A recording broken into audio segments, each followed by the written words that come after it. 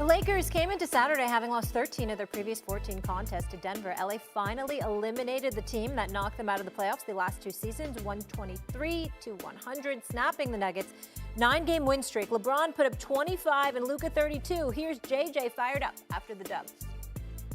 The bench was great. Everybody contributed. Luka, it's good to have you back. Yes, sir. It's good to have you back. Everybody that was on Jokic was awesome tonight. That was great. Last thing. Talk all season long about our belief and our conviction, okay? Hope that was fun. If we play that hard for the rest of the regular season, we're going to be just fine. That should build your belief. It built my belief in what we can accomplish, all right? It was awesome. Let's go. All right, Legs. Yeah. I don't know if it built your belief. Did the Lakers win prove the West is wide open? I'm going to use an analogy since we're talking about wide open. Let's talk about that in terms of like a door. Okay. So if I'm Oklahoma City, it's my house. Is my door wide open so anybody can come on in and challenge me? No, come on, stop. That door is firmly shut right now. It's Oklahoma City, and then it's everybody else trying to sort through it. Now, what has happened, the Lakers have made it interesting now that maybe they can get to that point. Maybe Denver can get to that point, but that was kind of a cold water on that a little bit on Saturday night. Mm-hmm. They were playing great, and then they got completely shut down. So that was a little bit interesting to me. I don't know that anybody views Houston and Memphis as being on OKC's level. Mm-hmm. The Lakers are probably now the most interesting team to talk about in trying to close the gap with Oklahoma City. But I'm not going to sit there and act like what I just watched for the last basically 60 games is not that Oklahoma City is the best team that I have seen all year. They don't have a weakness.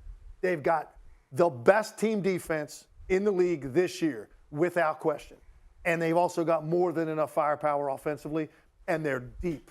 And they haven't really even been full strength very long. So for me, it's Oklahoma City still is in a different place than everybody else. Let's watch what the Lakers are about to do over the next few weeks. The games that stand out to me, Shannon, you probably know this already. I bet you got these circled.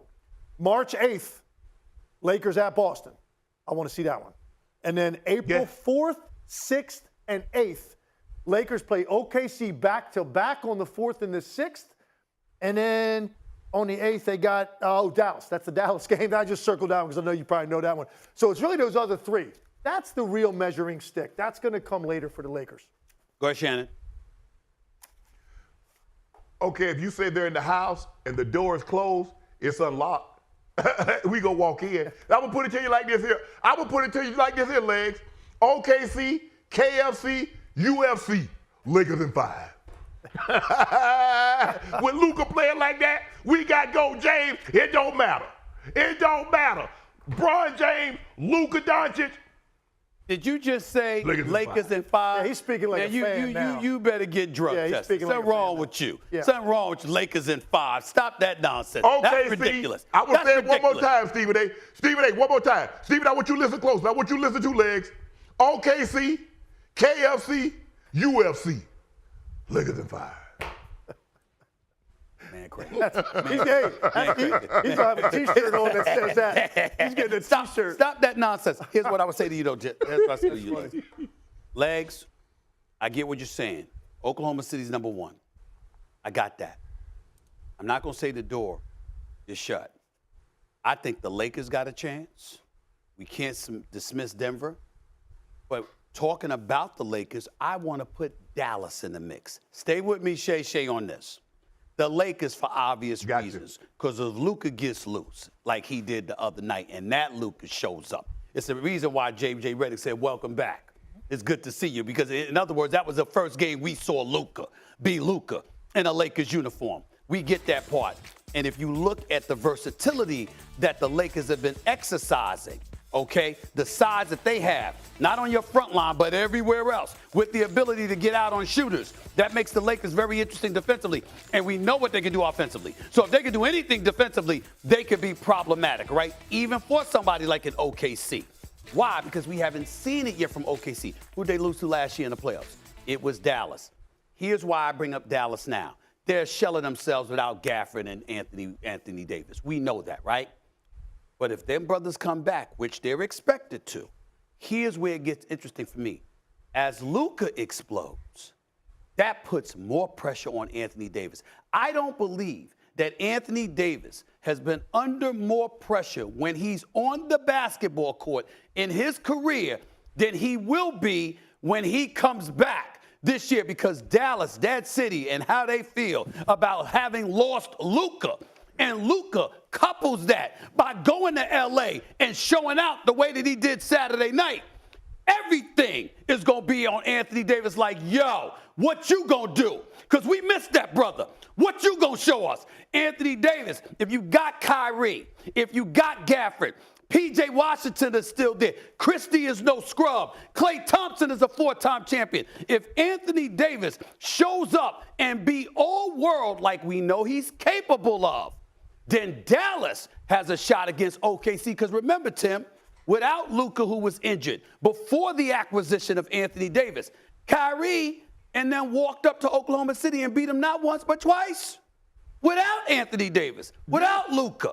So to me, Oklahoma City has to show me they can do that. Go ahead, Shannon. Go ahead, Shannon.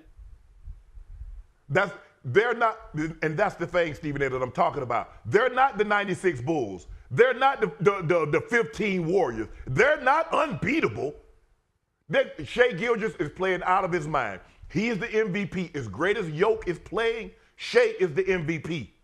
But I don't know if they got enough. I don't know if they got enough scars on them. I don't know if they're tough enough. We're gonna find out, legs. Now, hey, listen, that was clearly true a year ago, without a doubt. And at no point last year, by the way, even though they were one in the West pretty much most of the year, at no point did you ever hear me say I expect them to end up in the finals.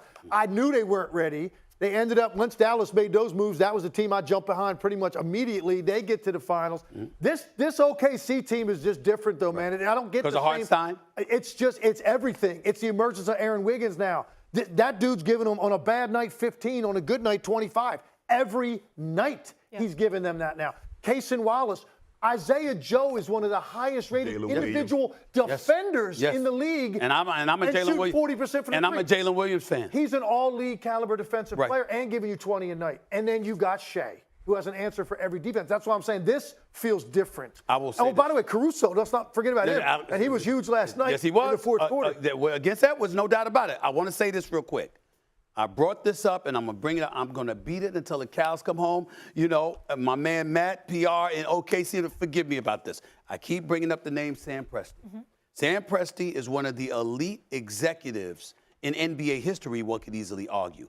Look at the inordinate amount of talent that he has had in Oklahoma City, Shannon, Tim, Kevin Durant, Russell Westbrook, James Harden, Victor Oladipo, Paul George, Carmelo Anthony, Serge Ibaka, Reggie Jackson. The list goes on and on and on.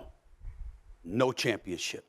At some point in time, we have to look at Sam Presti, appreciating and recognizing his greatness, but as is the case with a player, as is the case with a coach, as is the case with an executive, when are you going to close the deal and give us the chip? You didn't do it with us with Scott Brooks. You didn't do it with us with Billy Donovan. Now you got Dagnall, who I like a lot.